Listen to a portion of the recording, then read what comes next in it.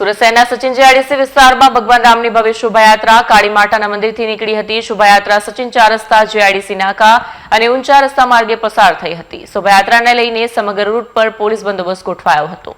સુરત શહેરના સચિન જીઆઈડીસી વિસ્તારમાં ભગવાન રામની ભવ્ય શોભાયાત્રા યોજાઈ। શોભાયાત્રામાં મોટી સંખ્યામાં શ્રદ્ધાળુઓ ઉમટ્યા। ભગવાન રામના દર્શન કરીને ધાર્મિક ઉલ્લાસ સાથે જયઘોષ કર્યો।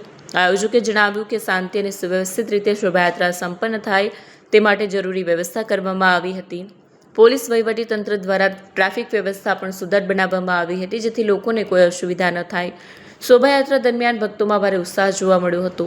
શોભાયાત્રા સમાપન થયા બાદ સ્થાનિકોએ વ્યવસ્થાપન માટે વહીવટી તંત્રનો આભાર માન્યો હતો। કેમેરામેન હકીમ શેખ સાથે વસીમ હાસમીનો રિપોર્ટ, આઝાદ ન્યૂઝ, સુરત।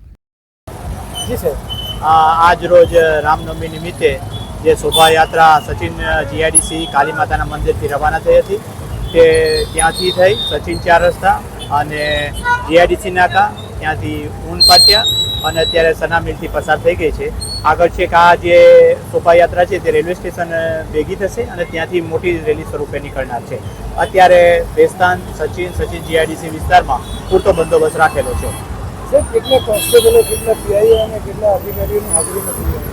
અત્યારે ટોટલ 150 કર્મચારીઓ, 10 પીએસઆઈ, 4 પીઆઈ અને 2 એસીપી અને 1 ડીસીપીની હાજરીમાં બંદોબસ્ત રાખવામાં આવેલો છે। આ રેલીમાં આશરે કેટલા લોકો જોડાયા છે?